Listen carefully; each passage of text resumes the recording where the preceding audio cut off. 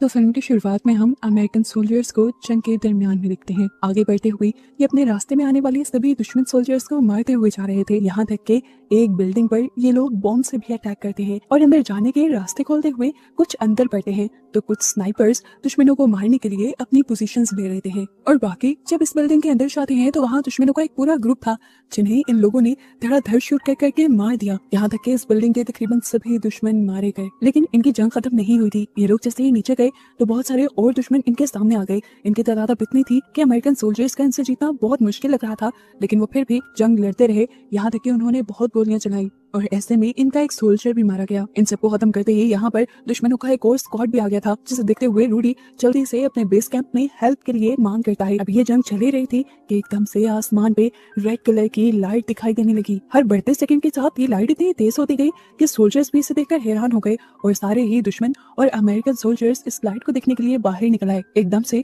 वो लाल रंग की लाइट व्हाइट लाइट में बदल गई और गरजने लगी जैसे आसमान की बिजली चमकती है। यही गरजने वाले बिजली के झटके अब सोल्जर्स को उठाकर ऊपर की तरफ कहीं ले जाने लगते हैं और सीन कट होकर अब हमें एक नए सीन में इन सभी इंसानों को कांच के कंटेनर्स में बंद दिखाया जाता है और हमें पता चलता है कि इंसानों को इस टाइम एलियंस के हाथों किडनैप किया गया था किसी एक्सपेरिमेंट के लिए। यहाँ पर उन सभी सोल्जर्स को उन चीजों के वीएन आ रहे थे जो उन्होंने लास्ट टाइम किए थे, यानी आखिरी जंग के वीएन आ रहे थे। जिन मशीन के अंदर इन सोल्जर्स को रखा गया एकदम से वो मशीन बंद हो जाती है और कांच टूट गए। ये सारे सोल्जर्स उस मशीन से बाहर गिर जाते हैं। एकदम से तो इन्हें समझ नहीं आई कि इनके साथ क्या हुआ और ये कहाँ से निकले। जिस लिक्विड के अंदर ये लोग खड़े हुए थे वो लिक्विड इनकी बॉडीज के अंदर भी चला गया था। खांसते खांसते ये लोग सारा लिक्विड अपनी बॉडी से बाहर निकालते हैं। इनकी बॉडी पे भी अभी भी वो लिक्विड लगा हुआ था। जैसे यहाँ पे कहता है ये स्टेसिस लिक्विड है और इसे 1-2 मिनट के बाद हमारी बॉडी से खुश्क हो जाना चाहिए। सारे हैरानी से उसकी तरफ देखने लगते हैं। वो भी परेशान हो जाता है कि उसे इस लिक्विड के बारे में कैसे पता। हालांकि उसे याद पड़ता है कि पिछली जिंदगी में कभी भी उसने स्टेसिस लिक्विड के बारे में ना पढ़ा था, ना सुना था, ना देखा था। खैर अब इन सोल्जर्स को समझ नहीं आ रही थी कि ये लोग हैं कहाँ। तो एक सोल्जर कहता है मुझे लगता है कि हमें रशियंस ने या चाइनीज ने किडनैप कर लिया है। ये एक अजीबोगरीब फैसिलिटी थी और यहाँ पर कुछ मशीन्स के ऊपर अजीबोगरीब राइटिंग्स भी लिखी हुई थी। एक आदमी बताता है कि ये राइटिंग दुनिया की किसी लैंग्वेज की नहीं है। हैरानी की बात थी कि एक सोल्जर यहाँ मशीन पे लिखी हुई चीजों को पढ़ लेता है। इन पर इन सोल्जर्स के नाम लिखे हुए थे। ये लिखा हुआ था कि ये लोग कहाँ से आए हैं और साथ ही एक वबा के बारे में लिखा हुआ था कि सारे इंसानों को कोई वबा हो गई है। इस बात पे ये लोग यकीन तो नहीं कर पा रहे थे, लेकिन अब जिस सोल्जर ने ये लैंग्वेज पढ़ी थी उसे ये भी याद नहीं था कि ये लैंग्वेज उसे आई कैसे। आखिरी चीज जो इन्हें याद थी ये लोग सड़कों पर निकले हुए जंग कर रहे थे, लेकिन अब जब इन्होंने अपनी गन्स देखी तो वो फुल थी जैसे उन्हें इस्तेमाल ही ना किया गया हो। अब कैली जो इन सबका लीडर है वो इनसे कहता है कि हमें यहाँ से भागना चाहिए इससे पहले कि हमारे किडनैपर्स को ये पता चल जाए कि हम आजाद हो चुके हैं। आगे बढ़ने पर इन्हें एक गोल्ड गेट दिखाई देता है जो बटन दबाने पर भी नहीं खुलता। अब कोई ऑप्शन नहीं था इनके पास, तो ये सब लोग मिलकर जोर लगाते हैं और इस दरवाजे को खोल लेते हैं। अगली तरफ जाने पर इन्हें ऐसा ही एक और डोर भी नजर आया। अच्छी बात ये थी कि यहाँ पर इन्हें एक वेंट भी दिखा और इन्होंने सोचा हो सकता है कि वेंट की दूसरी तरफ यहाँ से भागने का कोई और रास्ता हो। इसीलिए ये लोग रे के मुंह में टॉर्च पकड़ाकर रे को उस वेंट के अंदर भेज देते हैं और रे को वेंट की दूसरी तरफ एक दूसरी ओपनिंग दिखाई देती है जो अभी तक सेफ लग रही थी। यहाँ कोई दुश्मन नहीं था, इसलिए उसने अपने सारे साथियों को यहीं पर बुला लिया। इस जगह को आने पर ये लोग जब इस जगह को इन्वेस्टिगेट करना शुरू करते हैं तो यहाँ पर बड़े बड़े नाखूनों की खराशी नजर आती है, वो भी दरवाजे की तरफ। इन्हें ऐसा लग रहा था कि यहाँ पर जैसे किसी बहुत बड़े मॉन्स्टर को कैद किया गया हो और उसने यहाँ से निकलने के लिए बहुत कोशिश की हो। यहाँ पर अब एक सोल्जर कहता है मुझे लगता है हम किसी भूल भुलैया के अंदर हैं और ये भूल भुलैया जरूर अंडर वाटर किसी प्रिजन के अंदर बनाई गई है। इन्हीं बातों के दौरान इन्हें अजीब आवाजें सुनाई देती हैं और ये लोग उन आवाजों की तरफ बढ़ जाते हैं और रास्ते में इन्हें खून की धारें दिखाई देती हैं और आगे जाने पर इन्हें काफी सारे सिस्टम के स्विचेस भी उतरे हुए दिखाई देते हैं, जिससे इन्हें अंदाजा होता है कि इन्हीं स्विचेस के उतरने की वजह से ये लोग उस कैद से आजाद हो पाए थे। ये लोग आगे बढ़ जाते हैं। एक रूम में इन्हें बहुत सारी फॉग दिखाई देती है और चुपके से जब ये लोग वहां दुश्मन को ढूंढ रहे होते हैं तो एकदम से सोल्जर्स के मुंह पर खून की बूंदें गिरती हैं।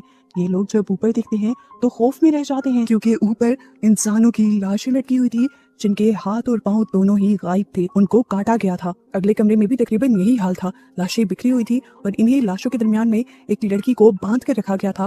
वो लड़की जिंदा थी। ये लोग उस लड़की की मदद करते हैं और उसे आजाद करवाते हैं। पता चलता है कि उस लड़की का नाम रावी है और इतने में ही यहाँ पर एक एलियन मॉन्स्टर इन पर हमला कर देता है। वो अपने बड़े से पंजों से एक सोल्जर के ऊपर हमला कर देता है और उसके पीछे खड़े हुए सारे सोल्जर उसके साथ ही गिर जाते हैं।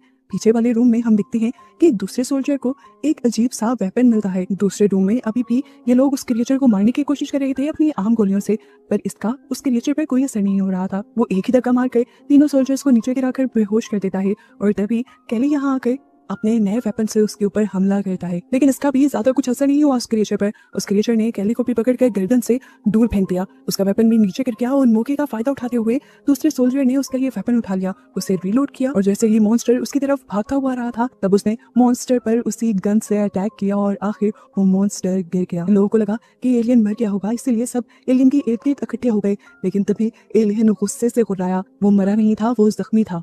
इससे पहले कि वो उन्हें नुकसान पहुंचाता, पीछे से रावी आ जाती है जो उसकी आंख पर शूट करते हुए उसकी जान ले लेती है। इसके बाद रावी ने कुछ कहती है और वहां से चली जाती है। इन्हें समझ तो नहीं आया था कि रावी ने क्या कहा, लेकिन हिंदी में यही हुआ था कि रावी इन्हें अपना पीछा करने को कह रही है। काफी लोग उसका पीछा करने लग जाते हैं और कुछ सोल्जर जो अपने जख्मी सोल्जर को साथ लेके जाने की कोशिश कर रहे थे वो देखते हैं कि वो सोल्जर यहीं पर मर चुका है। सभी लोग जब रावी के पीछे आए तो इनमें से एक सोल्जर ने नोटिस किया कि उसे रावी वाली लैंग्वेज आती थी। इन्हें समझ नहीं आ रही थी जो चीजें इन्होंने कभी जिंदगी में सीखी ही नहीं थी वो इन्हें कैसे आती है। यहाँ तक कि एक इंटरेस्टिंग बात ये थी कि रावी को भी इंग्लिश आने लगी थी और उसने पहले इंग्लिश कभी बोली भी नहीं थी।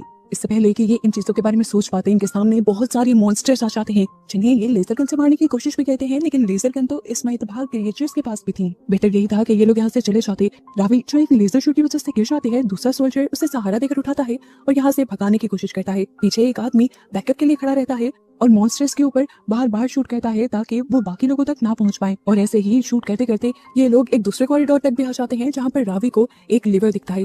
वो इस लीवर को मूव करती है तो सामने का दरवाजा बंद हो जाता है जहाँ से वो मॉन्स्टर्स आ रहे थे। अब दूसरी तरफ से भी ये लीवर खुल सकता था, इसीलिए रावी यहाँ के लॉक के अंदर एक चाकू डाल देती है ताकि ये दरवाजा कभी खुले ही ना। वो क्रिएचर्स बार बार उस दरवाजे को इस तरह से नॉक कर रहे थे जैसे उसे तोड़ देंगे। सोल्जर्स को भी पता था कि ज्यादा देर ये लोग उसके पीछे नहीं रुक पाएंगे, इसलिए वो यहाँ से भागने का कोई रास्ता ढूंढते हैं और इन्हें ऊपर से नीचे लटकती हुई केबल्स नजर आती हैं जिसके ऊपर चढ़ते हुए ये लोग एक वेंट तक पहुंच जाते हैं। अभी तक एक सोल्जर पीछे था जिसे इन सबको कवर देना था। यहाँ पर वो मॉन्स्टर्स भी दरवाजा खोल चुके थे। आखिरी सोल्जर उन्हें शूट करने की भी कोशिश करता है पर उनकी तादाद बहुत ज्यादा थी, इसलिए वो अपनी गन को पकड़ते हुए खुद भी ऊपर वेंट में चढ़ जाता है। इससे पहले कि वो वेंट से गुजरते हुए अपने साथियों को मिल जाता, एक मॉन्स्टर उसकी टांगे पकड़ते हुए उसे वापस खींच चुका था। दूसरा मॉन्स्टर अब उसी वेंट में आ चुका था जहाँ पर ये लोग थे, इसलिए रोडी अपने पास मौजूद लेजर गन से उसके सर पर शूट करते हुए उसे वहीं पर मार देता है। और फाइनली ये लोग इस वेंट से गुजरते हुए एक दूसरे रूम तक पहुंचने में कामयाब हो जाते हैं। इस टाइम पर इन सबको बहुत ज्यादा दुख हो रहा था कि इनके दो साथी मारे गए थे। ये अपना गुस्सा एक दूसरे पर उतार रहे थे। यहाँ तक कि एक सोल्जर रोडी से भी पूछता है कि तुम्हें ये लेजर गन चलानी कैसे आती है। अब रावी जिसको मॉन्स्टर ने अपनी लेजर गन से शूट कर दिया था उसकी टांग बहुत ज्यादा जख्मी थी, इसीलिए ये लोग रावी की पट्टी भी करते हैं। यहीं पर बातें करते हुए रावी इन सबको बताती है कि मुझे लग रहा है ये क्रिएचर्स एलियन हैं और मुझे लग रहा है कि हमें इनसे बचने के लिए किसी सेफ जगह को ढूंढना होगा। नैश अभी भी बहुत ज्यादा घबरा रहा था, वो पैनिक कर रहा था और यहाँ पर रोडी उसे डांट कर कहता है खामोश रहो, हौसला करो यार। ये लोग लड़ ही रहे थे कि रावी उनसे कहती है लड़ना बंद करो और यहाँ से चलो। एलियंस को पता है कि हम यहाँ पर आए हैं, वो जल्दी ही हमारे पीछे आ जाएंगे। बचने के लिए यही ठीक है कि हमें चलते रहना होगा और किसी सेफ जगह को ढूंढना होगा। और मुझे लगता है कि इस पूरी फैसिलिटी के अंदर मोशन सेंसर्स लगे हुए हैं जिसकी वजह से वो हमें ट्रैक कर पाते हैं और मुझे लगता है कि एलियंस हमें खाने के तौर पर इस्तेमाल कर रहे हैं, वो इंसानों को खाते हैं। इसी तरह बातें करते करते ये लोग आगे बढ़े थे। एक डोर से ये लोग आगे निकले तो एक ब्रिज था वहाँ पर और वहाँ पर बहुत सारी लाइट्स लगी हुई थी और ये जगह किसी खंडर जैसी लग रही थी। इन्होंने गौर किया कि जिन चीजों को ये लोग लाइट्स समझ रहे हैं वो असल में लाइट्स नहीं थी बल्कि सिलेंडर्स थे जिनके अंदर इंसानी लाशों को रखा जाता है। रॉबी बताता है कि ये स्लीपर्स हैं, यहाँ लाशों को नहीं बल्कि जिंदा इंसानों को ही सुला कर रखा जाता है। ये लोग यहाँ से आगे बढ़ते हैं और एक ऐसी जगह पर पहुंचते हैं जहाँ पर बहुत सारे बड़े बड़े कंटेनर्स थे। रॉबी बताती है कि ये वो कंटेनर्स हैं जिनके अंदर एलियंस ने चीजें रखी हुई हैं अर्थ से चुरा चुरा कर। रॉडी यहाँ पे सबसे कहता है अच्छी बात है कि एलियंस ने अभी तक हम पर हमला नहीं किया। वो कहता है क्या पता वो भी हमें इन्हीं कंटेनर में फंसाने के लिए कोई चाल चल रहे हो। केली को भी रॉडी की बात ठीक लग रही थी। इन दोनों को लगता है कि अपने आप को सेफ रखने के लिए एक ही रास्ता है, वो ये कि ये लोग एलियंस के साथ जंग का ऐलान कर दें और एलियंस को ही अपनी तरफ अट्रैक्ट करें। हालांकि रावी उनके इस फैसले से एग्री नहीं कर रही थी, लेकिन फिर भी जैज आगे गया और उसने हॉलवे में जाकर गाना गाना शुरू कर दिया जिससे एलियंस को पता चल जाए कि ये इंसान कहाँ पर है। उसके ऐसा करते ही बहुत सारे एलियंस उसकी तरफ आ जाते हैं जिन्हें शूट करते करते वो खुद छुप जाता है। अब बहुत सारे एलियंस इनके सामने थे जो इनके ऊपर भी अपनी लेजर गन से हमला कर रहे थे और जैस भी उन पर अपनी गन से हमला कर रहा था। हालांकि जैस की गन्स का उनके ऊपर कोई असर तो नहीं था, लेकिन बस ये हमले उन्हें गुस्सा जरूर दिलवा रहे थे। अब एलियंस जैसे ही इनका पीछा करते करते यहाँ इन कंटेनर्स के पास आते हैं तो ऊपर छुपा हुआ रूडी स्नाइपर के तौर पे लेजर गन का इस्तेमाल करते हुए एक एक करके काफी सारे एलियंस को शूट कर देता है और बाकी को यहाँ पर छुपे हुए लोग शूट करके मार देते हैं। इन्हें लगा था कि इनकी जंग खत्म हो गई, लेकिन उससे पहले ही यहाँ पर एलियंस का एक नया स्क्वाड आ गया। इन लोगों ने दोबारा उनके ऊपर हमला करना शुरू किया, लेकिन अब की मर्तबा किसी का भी हमला काम नहीं कर रहा था। यहाँ तक कि लेजर गन्स भी उनके ऊपर काम नहीं कर रही थी, क्योंकि वो अपने आगे एक ना दिखने वाली शील्ड लेकर आई थी। अब इन्हें पता था कि इनके पास रास्ता है, या मरो या यहाँ से भागो। सभी यहाँ से भागने लग जाते हैं और नैश भी कंटेनर्स के ऊपर से भागता भागता अपनी टीम के साथ मिल जाता है। ये लोग कंटेनर्स के दरमियान से होते हुए छुप छुप कर यहाँ से भागने की कोशिश कर रहे थे, पर उसी दौरान एक क्रिएचर की नजर जैस पर पड़ जाती है और वो जैस को कमर में गोली मार देता है, जिसकी वजह से जैस की वहीं पर मौत हो जाती है। और अपने एक और साथी को मरता देखकर नैश गुस्से से पागल हो जाता है और अपनी लेजर गन से उसी क्रिएचर के सर के ऊपर अटैक कर देता है जिसने जैस को मारा था, और इस तरह एक और क्रिएचर भी मारी जाती है। ये लोग अब भागते हुए एक दूसरे कॉरिडोर में आ गए थे, जहाँ पर पीछे अभी भी नैश इन सबको कवर देता है, और इतने में ही रावी वो लीवर ढूंढ लेती है जहाँ से ये दरवाजा बंद हो सकता था। इन्होंने अभी एक दरवाजा बंद ही किया था कि दूसरी तरफ से एलियंस का एक दूसरा स्क्वाड इनके पीछे आ गया, जिससे बचने के लिए इन्होंने दीवार पर बनी एक टनल का सहारा लिया और उससे स्लाइड करते हुए नीचे चले गए, जहाँ पर बहुत सारे इंसानों का गोश्त और ढांचे पड़े हुए थे। और यहाँ पर इतनी गंदी स्मेल थी कि कुछ सोल्जर्स ने तो वॉमिट भी कर दी। यहाँ जब नैश अपना आपा खोने लगता है तो दूसरे सोल्जर्स उसे डांट देते हैं, और यहाँ इन सबकी आवाजें सुनते हुए ऊपर से कोई औरत इन्हें आवाज देती है। रावी ऊपर देखकर हैरान परेशान रह गई, क्योंकि ये उसकी मॉम थी जो इन सबको ऊपर बुलाने के लिए एक रस्सी नीचे फेंकती है। रावी सबसे पहले ऊपर जाकर अपनी मॉम से गले मिलती है और बाकी सारे सोल्जर्स इन्हें देखते रह जाते हैं। रावी की मॉम ने रशियन सोल्जर्स का यूनिफॉर्म पहना हुआ था, जिससे इन्हें पता चला कि ये दोनों रशियन सोल्जर हैं। लेकिन फिलहाल ये लोग किसी भी दो मुल्कों की जंग नहीं लड़ रहे थे, ये इंसान और एलियंस के दरमियान की जंग लड़ रहे थे, इसलिए ये एक ग्रुप थे। आनिया इन सबको यहाँ के सेंसर से बचाते हुए एक दूसरे एरिया में लेकर जाती है। एक हैच का इस्तेमाल करते हुए ये इन्हें एक बेसमेंट तक ले आती है, जहाँ पर ये लोग देखते हैं कि यहाँ की सारी वॉल्स को बहुत अच्छे से डेकोरेट किया गया था। यहाँ पर ये लोग रावी की मॉम को बताना शुरू करते हैं कि किस तरह ये लोग आखिरी मर्तबा जंग करते करते कहीं गायब हो गए थे, और जब इन्हें होश आया तो इन्होंने अपने आप को पानी के जार्स के अंदर पाया। रावी की मॉम बताती है कि वो ट्रॉफी रूम था। वो बताती है कि तुम लोग वहाँ से कभी ना निकल पाते अगर वो मशीन बंद ना होती। वो बताती है कि उसे भी किडनैप किया गया था, और जब से उसे किडनैप किया गया है वो टाइम का अंदाजा लगाना भूल गई है। लेकिन हाँ, वो इतना अंदाजा यहाँ पर जरूर कर सकती है कि उसे यहाँ पर आए तकरीबन 20 से 30 साल तो हो गए हैं। और यहाँ इन्हें इस बात का अंदाजा होता है कि रावी जो अभी तक इनके साथ लड़ रही थी वो इसी बेस के अंदर पैदा हुई थी। रावी की मॉम बताती हैं कि ये एक किस्म की जेल है, और ये सब जो इनके सामने आ रहे हैं वो एलियंस ही हैं। एलियंस को कहीं ना कहीं इंसानों ने बुलाया था। उनको लगता था कि वो एलियंस इंसानों के साथ फ्रेंडली होंगे, लेकिन एलियंस ने यहाँ आते ही सब कुछ अपने कंट्रोल में लेना शुरू कर दिया। इन्होंने सबसे पहले दुनिया में आते ही दुनिया की बड़ी बड़ी मिलिट्रीज के मिलिट्री स्ट्रेटेजी प्लानर्स को किडनैप किया। एक खास किस्म की डिवाइस उन्होंने उनके माइंड के साथ अटैच की, ये पता चलाने के लिए कि इंसान दुनिया में लड़ते कैसे हैं एक दूसरे के साथ। वो बताती है कि तुम लोग भी इन मशीन्स के अंदर सालों से कैद हो, और जिस जंग के बारे में तुम लोग बता रहे हो वो जंग कभी हो ही नहीं रही थी। वो तुम्हारे माइंड में एक गेम खिलाई जा रही थी एलियंस की तरफ से, जिससे वो लोग स्टडी कर रहे थे कि इंसान किस तरह लड़ते हैं, और इस स्टडी की वजह से ये लोग आखिर चंद ही हफ्तों में पूरी दुनिया को तबाह भी कर पाए। जो डिवाइसेस इनके दिमाग के साथ लगाई गई थी वो टू वे थी, जिसका मतलब है जिस तरह वो डिवाइसेस इन लोगों के माइंड को पढ़ रही थी उसी तरह वो डिवाइसेस इन लोगों के माइंड में भी कुछ ना कुछ डाल रही थी। इसी वजह से इन्हें डिफरेंट लैंग्वेजेस और लड़ने के नए नए तरीके आ गए थे। वो बताते हैं कि मैं भी पहले स्लीपिंग चैम्बर्स में थी बाकी इंसानों की तरह, लेकिन मेरे साथियों ने ही मदद करते हुए मुझे वहां से बाहर निकाल लिया, और फिर आखिर वो सब तो मर गए, लेकिन मैं छुप छुप कर अब तक जिंदा रहने में कामयाब हुई हूँ।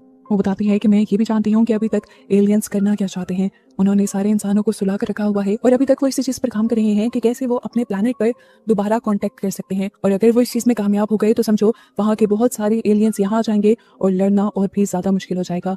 हमें बस किसी तरह इन्हें इसी चीज से रोकना है। यहाँ पर नैश अपने घर वालों की पिक्चर देख रहा था और लंबी सांस भरते हुए कहता है, यहाँ से निकल कर घर तो हम वैसे भी नहीं जा सकते, तो क्यों ना बाकी इंसानों का ही भला कर दें। उसकी बातें सुनते हुए और उसकी बेटी की पिक्चर को देखते हुए सभी को अपने अपने बच्चे याद आने लगते हैं, और इन्हें ख्याल आता है कि अब वो सारे बच्चे लगभग 40 साल के हो गए होंगे। खैर, ये लोग अपना मिशन स्टार्ट कर देते हैं बाकी सभी बचे हुए एलियंस को मारने का।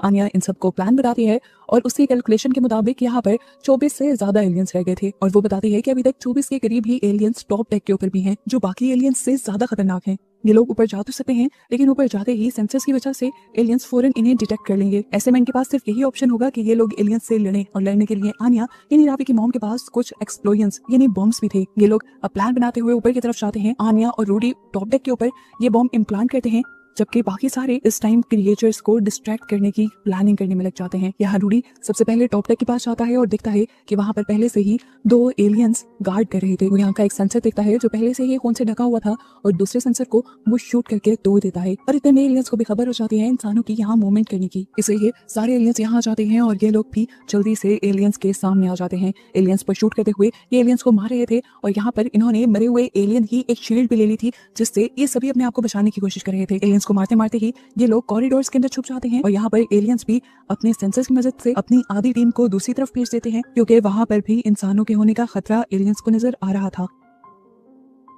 वहां पर आन्या ही थी जो बम लगा रही थी और उसने भी एलियंस के आने की आवाज सुन ली। वो बाकी लोगों को भी अलर्ट करती है पर यहाँ जो लोग सामने लड़ने के लिए आए थे उनके पास कोई रास्ता नहीं था। सभी यहाँ से पीछे मुड़ने का डिसाइड करते हैं और रोडी इन्हें कवर देते हुए लेजर से एलियंस पर शूट करना शुरू करता है। काफी एलियंस तो मर जाते हैं पर अब उसकी लेजर गन ने काम करना छोड़ दिया था। वो अपनी पुरानी गन उठाता है और जब उसे इस्तेमाल करता है तो अब एलियंस के सामने कमजोर पड़ जाता है और एलियंस उसे शील्ड पर उठाकर ऊपर पटक देते हैं। पीछे वाले कॉरिडोर में जाकर सबने डोर बंद कर दिया था, इसलिए रोडी अपने हाथ में पकड़े हुए बॉम्ब को एक्सप्लोड कर देता है और एलियंस के साथ वहीं पर मारा जाता है।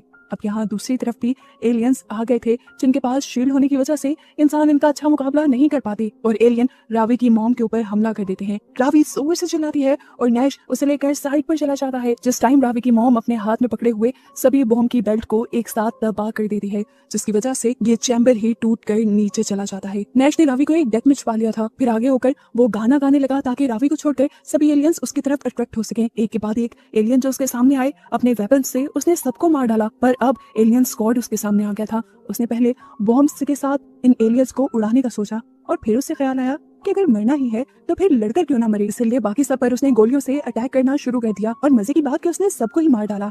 दूसरी तरफ बाहर खामोशी सुनते हुए जब रावी बाहर निकली तो उसका सामना एलियन से हो गया। इधर कैली जो एलियंस को चुन चुन कर मार रहा था उसे भी एक जेल में बहुत सारे इंसान मिलते हैं। इससे पहले कि वो इन्हें आजाद करवाता एलियन गार्ड उसके सर पर हमला करके उसे बेहोश कर देता है। कुछ देर बाद उसे ख्वाब आता है कि उसकी बेटी अर्थ पर बहुत खुशी से खेल रही थी जिस टाइम एलियंस ने उसे किडनैप कर लिया और ये देखते ही उसे होश आ गया। होश में आते ही उसने अपने आप को जेल में पाया और सामने वाली जेल में रावी भी थी। दोनों को एलियन ही यहाँ लेकर आए थे। कैली के होश आते ही एलियन यहाँ पर आता है और कैली को पाँव से पकड़ते हुए घसीटते हुए यहाँ से ले जाता है। वहाँ पर एक होल बना हुआ था जिसके अंदर कैली को लटकाते हुए वो उसके हाथ पाँव काटने ही लगा कि खुद ही गोली लगकर मारा गया।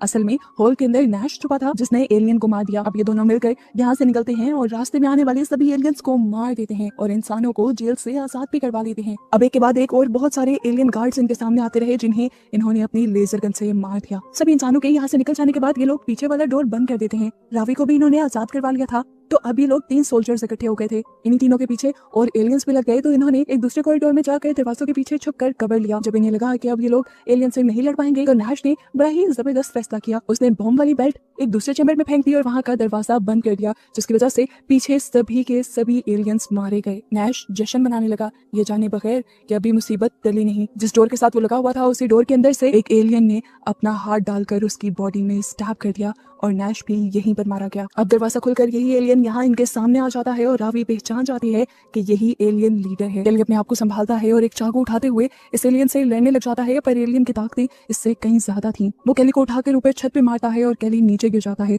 उसका चाकू भी नीचे गिर गया था। एलियन अब उसी का चाकू उठाते हुए दोनों चाकू लेकर उसकी तरफ बढ़ता है और इससे पहले कि वो डोर क्रॉस कर लेता रावी उसी डोर को बंद कर देती है जिसकी वजह से एलियन उस डोर के दरमियान में आकर 2 हिस्सों में डिवाइड हो जाता है और मारा जाता है। फाइनली अब सारे एलियंस मारे गए थे। अब कैली रावी के पास गया जो पहले से ही आगे आ गई थी। उसे ऊपर रोशनी नजर आ रही थी, यानी ये बाहर जाने का रास्ता था। रावी ऊपर जाने से डर रही थी लेकिन कैली का साथ लेते हुए वो ऊपर जाती है। कैली काफी अरसे बाद और रावी तो पहली मर्तबा अर्थ को देखती है। कैली नोटिस करता है कि ये अर्थ पूरी तबाह हो चुकी है और इसकी तबाही के पीछे यही एलियंस ही थे और बस यही सब दिखाते हुए ये मूवी यहाँ खत्म हो जाती है।